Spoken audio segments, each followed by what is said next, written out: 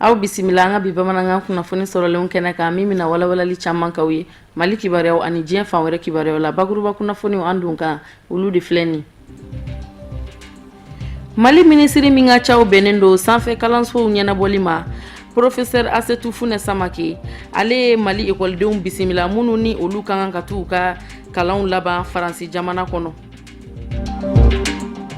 Groupement des leaders spirituels musulmans du Mali n'o ye Mali silamɛ diinɛ ɲɛmɔgɔw ka jɛkulu ye u ye kunnafoni di kɛ alamusadon ka sanga ni Sherif Usman Aidara ka ziyara ye Tamani. Ni y'an don k'an ye bakuruba kunnafoniw na sɔɔni minnu bɛna walawalali caman k'aw ye aw bisimila.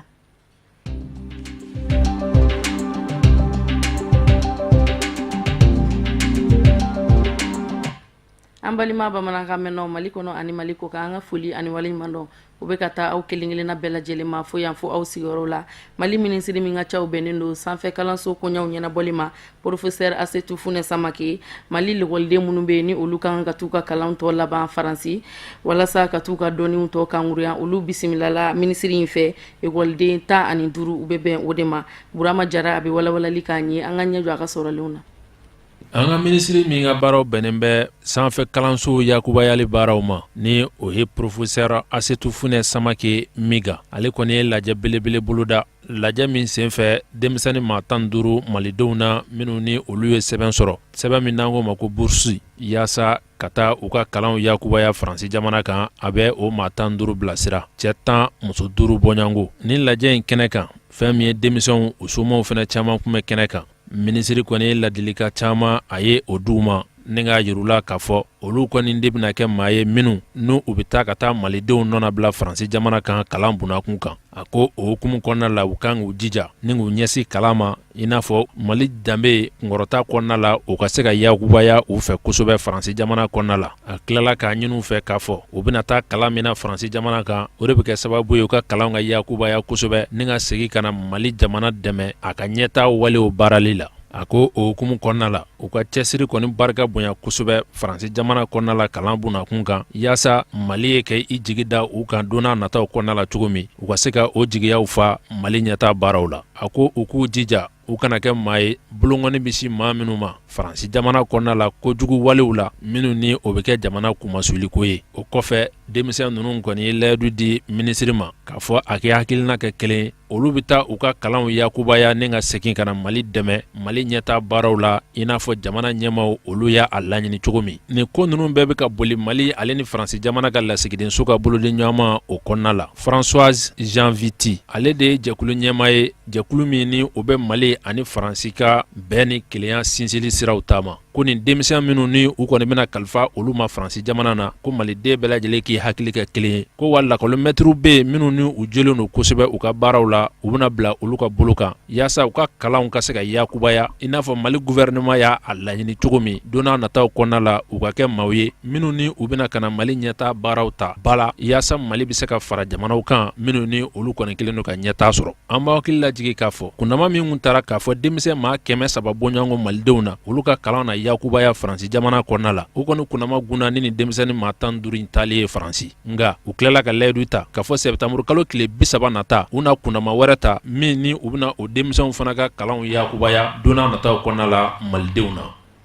Groupement des leaders spirituels musulmans du Mali n'o ye Mali silamɛ ɲɛmaw olu ka jɛkulu ye u ye kunnafoni di kɛ alamusadon u k'u b'a laɲini silamɛ ɲuman bɛɛ lajɛlen ma ni a se kunni la i ka ye ziyara kɛnɛ kan Tamani n'o ye Seydi Sherif Usman Aidara ka ziyara ye ka da a nafa n'a barika kan u ye dantigɛlikan min kɛ an ka jɛ an ka ɲɛmadaw fɛ. Groupement a ɲɛmɔgɔw a bureauba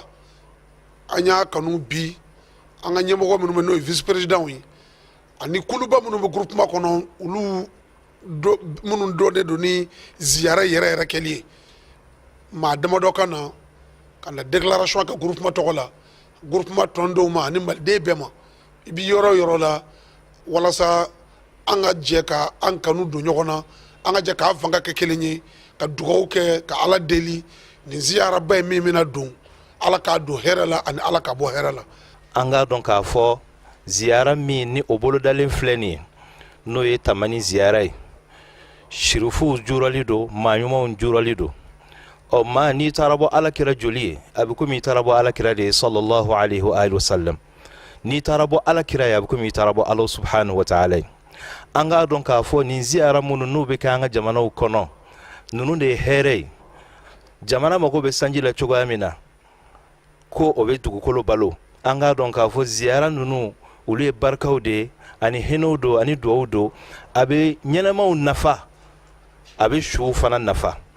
ziyara mi na be ke alaka jabi wanga dom ziyara yere an bora tamanin kalama mamin sababula no shiri Usman Madan Haidara alaka ashimaya aywa ziyara ya fendo mi ambe ake ni dalude amba ke nafaw de koson mi ambe hakili jigin doni ke ola kabo sababat menu do yoro Buraida bin Husayb radiyallahu anhu ta'ala aleko wala kala kuye dondola ako ciedo onkunya au fatani kabo kaburu ziyarama akunyo ke kada kundo de koson sabla kafiru kumbe ziyara kene tuya minye amma janye au fana kungata ke o ketugula koson kunye au bali kabo kaburu ziyarama nga sisa injena na auye aka kaburu ziyara ko kaburu ziyara kabe manyugun jena sabla ni nyuguna fenfena aka chala be ite fizi kon mirega de kuna ko fen masina fana takas de kuna tukuni sabla e nyuguna na kaban e ya doka fo hal nene samba kelende balo ni jien kono labay sayay amala bayin deli ala kan dume jara in kelila ya rabbi abike kumi koson ala ka baraji di amma ni ma min tarabo ala karala itarabo alala okuma ambe ay wele da min ke harsa mugoni fin be ni sembe ziyaran soro ikata ziyara keroina ani ziyara ne ba men Silame jekulu min be wele ko Association Malienne pour la Culture et la Solidarité araba temeni uyengani ajira kene do sigi kala jali fen chamanta ka di silame demsenuma akera bako jigoro ni golfula misiri wamina anga mugomnu kumba kene ka kadi jagite anaka jatala sedu nyare ngabila kalani Usman Sogore de fe anga jangu ga soro leunaje kabi sonja fendi demsenuma o kera nin to enga ladala barawye tom sigi kunye wala sa ka nyogon deme bunya mogo ni nyogon che no e Association Malienne pour la Culture et de la Solidarité abe yini ngana santan ani durubo ni to e no e amsesie abe ni sonja fen chamandi demsenuma ka keni selichini ani seliba donye seli amen laden wala doke akunte dore ala karako sallallahu alaihi wasallam ko bela jelena kaselidu bena kaselidu wa ko ni ne an slamo kaseli wa ka do an slamo kaseli mun fleni nsonja ba kono bato ba konana ame min do anga jamana ka kachala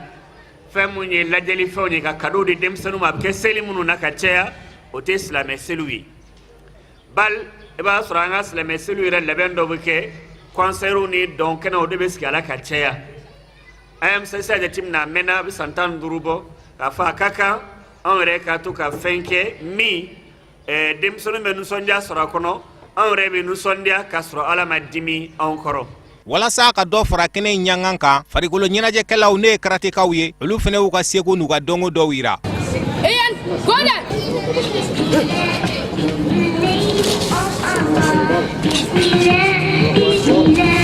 nyogon dawn fene kera kata se kurane kalawma واتقوا الله إن الله خبير بما تعملون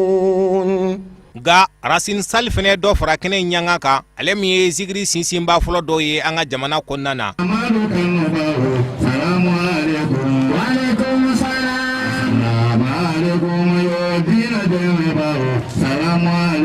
o kene mu ne machama fara nyogon ka de masaw ani demsenu la waba ta ko tanana no ya 14e édition o de ban sense ka jien fanwere kibare la soro Usman Sogore ale de bi wala likanye anga janga ka soro leunaje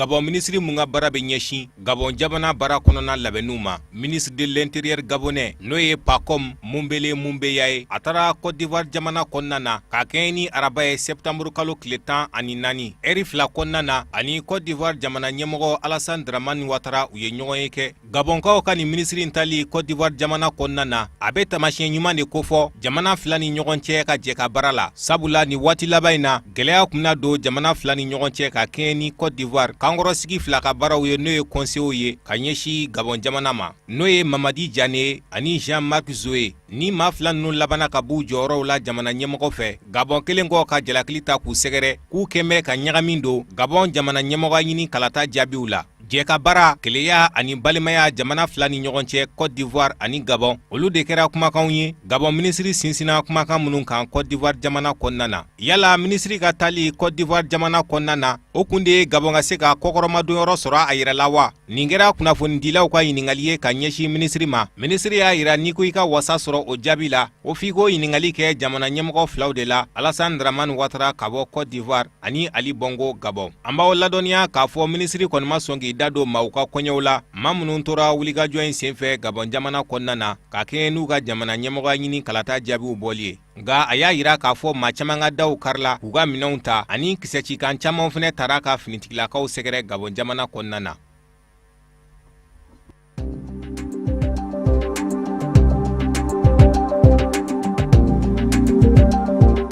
Congo RDC jamana kɔnɔna na fanga sinamatɔn opposition a seginna ka na lajɛrɛba kɛnɛ kan dialogue national bɛnkan sɔrɔlen kɔ u fɛ u ni fanga ni ɲɔgɔn cɛ jamana ɲɛmɔgɔ ɲini kalata baaraw kan. O bɛnkan in sɔrɔla ɲɔgɔn ye kɛrɛnkɛrɛnnen dɔ senfɛ fanga ka ciden 5 ani fanga sinamatɔnw ka ciden 4 olu ni ɲɔgɔn cɛ. An b'aw ladɔnniya ka kɛɲɛ ni araba ye septembre kalo tile 14 k'a fɔ Congo RDC jamana kɔnɔna na u ka kalata baaraw a bɛna daminɛ ni jamana ɲɛmɔgɔ ɲini taw de élection présidentielle. Sabula bɛnkan y'a yira fan filaw ni ɲɔgɔn cɛ ko kalata baaraw ka daminɛ ni jamana ɲɛmɔgɔ ɲini taw de. O kɔfɛ wasabulon ta législative ani marabolo taw ka kɛ ɲɔgɔn fɛ provincial. Nga kalata labɛnni jɛkulu commission électorale ale kan ka jateminɛw kɛ waati ta fan fɛ ani sɔrɔ ta fan fɛ n'o y'a sɔrɔ wasabulon ta législative ani ka marabolo taw provincial ninnu bɛ se ka kɛ ɲɔgɔn fɛ. U kan ka jateminɛ wɛrɛw kɛ n'o y'a sɔrɔ duguma kalata baaraw élection locale n'o bɛ se ka fara nin fɔlen 3 ninnu kan. Fanga sinamatɔnw y'a laɲini jamana kɔnɔna na ko jamana ɲɛmɔgɔ ɲini kalata baaraw de ka kɛ fɔlɔ nga ko tɔ sababu bɛ se ka fara a kan ni waati bɛ labɔli kɛ ani ni sɔrɔ bɛ labɔli kɛ. Fanga kɔkɔrɔma donbagaw jamana kɔnɔna na majorité olu fɛnɛ y'a yira u ka kɔrɔfɔw la k'olu donna nin bɛnkan in da fɛ jamana ka bɛn n'a ka basigi a n'a ka hɛrɛ de kama. Nga waati kɛrɛnkɛrɛnnen kɔni ma fɔ mɔgɔ ye kalata baaraw kan ka daminɛ waati minnu na. Nga u ka ministre min ka baara bɛ ɲɛsin jamana kɔnɔna na kirikow ma ale y'a yira ko maaw bɛ se ka makɔnɔli kɛ fo ka taa se u ka kalata sɛbɛnw banni ma fichier électoral ka sɔrɔ ka waati fɔ kalata baaraw la. Fanga sinamatɔnw ka ciden bɛ kɛnɛ kan Vital Kamerhe ale y'a fara a ka kɔrɔfɔw kan ko kalata labɛnni jɛkulu commission électorale a mana wagati o wagati ta kalata labɛnni baaraw kama baara se ka kɛ n'o ye fo bɛɛ lajɛlen ka jɛ ni a ye. An b'aw ladɔnniya k'a fɔ ɲɔgɔn in kɛnɛ kan da magara jamana ɲɛmɔgɔ Joseph Kabila ka kɔɲɛw la ale mun ka mandat laban n'a filanan bɛ ban k'a kɛ ni décembre kalo tile 19 ye san 2016.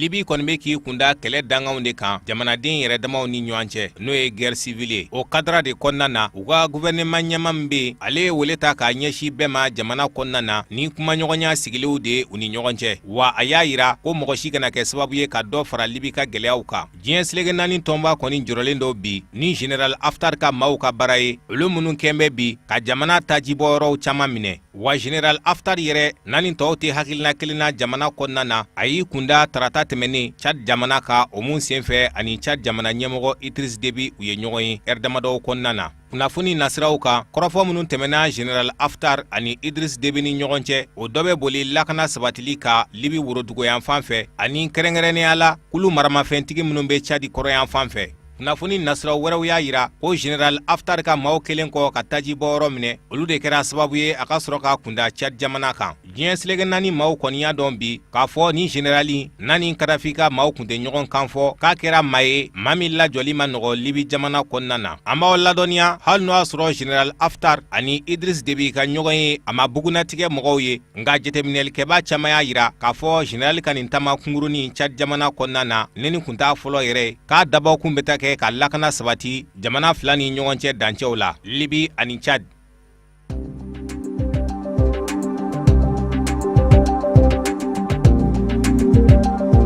Boko Haram banbaci jɛkulu a ye jakura dɔw bila subahana mansin sanfɛ ka kɛ ni tarata su ye septembre kalo tile 13 ka dugu jɛ araba la septembre kalo tile 14 u ka ɲɛma min bɛ yen n'o ye Abubakar Sheku ye ale ma ye ja in na nka ale ka yebaliya o ja in na o ye se dɔ ye Nigeriya finitigilakaw bolo sabula olu y'a yira kunnafoni nasiraw la k'u ka wulikajɔ dɔ senfɛ ka Boko Haram sɛgɛrɛ o kɛra sababu ye k'u ka ɲɛma ye Abubakar Sheku ka sɛbɛkɔrɔ jogin o jakura min bilala subahana mansin sanfɛ n'a kuntala bɛ se miniti 17 ma i b'a ye k'a fɔ maa dɔ jɔlen don maa caman ɲɛma fini jɛnin b'a la k'a bɛna seliba seli kɛ ni maaw ye o maa ninnu n'u caman sɛbɛkɔrɔ fasalen don ani denmisɛnnin caman u kɛn bɛ k'olu minnu yira k'a fɔ olu de bɛ ka dɛmɛ don ka ɲɛsin Boko Haram banbaci jɛkulu ma ja in na i bɛ maa wɛrɛ ye murubo tigi bolo k'a lamunumunu ni cɛ caman ye maramafɛn bɛ maa minnu bolo o maa min bɛ k'a yira k'ale ni Abubakar Sheku bɛɛ ye banbaci kelen maaw ye an b'aw ladɔnniya k'a fɔ Abubakar Sheku ale dɛn'a kɛrɛfɛ utukalo tɛmɛnen u ka banbaci jɛkulu État islamique fɛ o banbaci jɛkulu mun ni kalikan kun tɛmɛna u ni ɲɔgɔn cɛ ɲɔgɔn dɛmɛ siraw kan ka kɛɲɛ ni marisi kalo ye san 2015.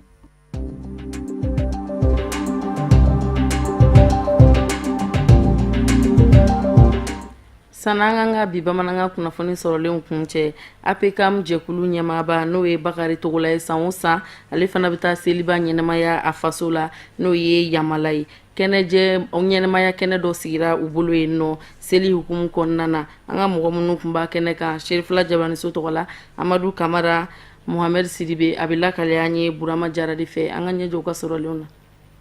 Seliba kɔni ye ɲagarliko ye kosɛbɛ silamɛ kelen-kelenna bɛɛ lajɛlen bolo o hukumu kɔnɔna la fɛn min ye APCAM président ye Bakari Togola ale kɔni ye hakilina ta ka ɲɛnajɛ belebele labɛn a ka dugu ani a dafɛ duguw ye yaasa olu fana kelen-kelenna bɛɛ lajɛlen ka se ka nisɔndiya sɔrɔ seli hukumu kɔnɔna la. Alhamdulilayi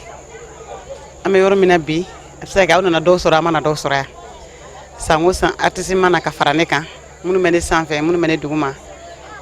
bon n'i bɛ kuma fɔ i bɛ dan duguma mɔgɔ mugan ko kuma kɔni t'a la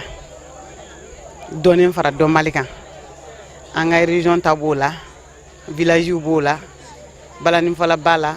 muso cifɔlikɛlaw b'o la gosonfala b'o la miyankaw bɛna ka bɔ Kucala la hakilila salon na sini miyankaw ka ɲɔgɔn nana yan mɔgɔ 40 cɛkɔrɔba dɔw b'a la a bɛ san 60 ni san 50 la ne de b'o bisimila donc ne de b'a dɔn n'u bɛ gɛrɛ ɲɔgɔn na o tɛmɛnen kɔfɛ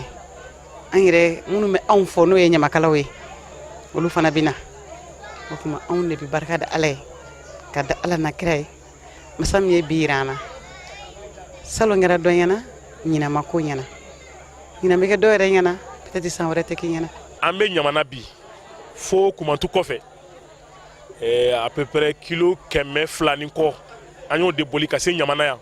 fɛn min y'an se yan Tachibla de y'an se yan an hakili b'a la Mali taara CHAN na championnat d'Afrique des nations na Rwanda Mali supporters ye président Bakari Togola ka dɛmɛ sɔrɔ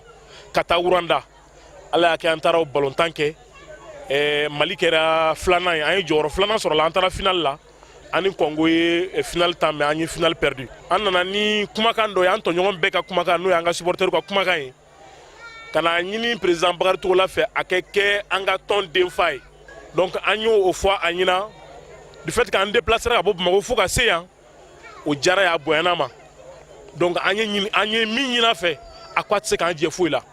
ɲinan seliba ɲɛnajɛ hukumu kɔnɔna la ɲamana a kɔni kɛra kunkɔrɔta ko ye kosɛbɛ ka sabu kɛ min ye dɔnkilidalaw ye ka fara fɔlikɛlaw kan u caman ye ɲɔgɔn sɔrɔ ye i n'a fɔ Abdoulaye Jabate ka fara Mamu Sidibe fo ka taa se comité national des supporters des aigles ma ani Bakari Togola yɛrɛ ka dugulamaw olu ka fɔlisenw caman o fana tun bɛ kɛnɛ kan nin ɲɛnajɛ in senfɛ. Seli ye selideni ni seliba o laadala fɛti Mali silamɛ bɛɛ ye ayiwa selidenni na an bɛna ka na seli kɛ an baw n'an faw kɔrɔ yan seliba la an bɛna ka na seli kɛ an baw n'an faw kɔrɔ yan parce que bi an sigilen bɛ sɛnɛkɛlaw ka ni bɔgɔmaralaw ka cibaya la Bamakɔ nka an baw n'an faw n'an kɔrɔw an'an dɔgɔninw bɛ so yan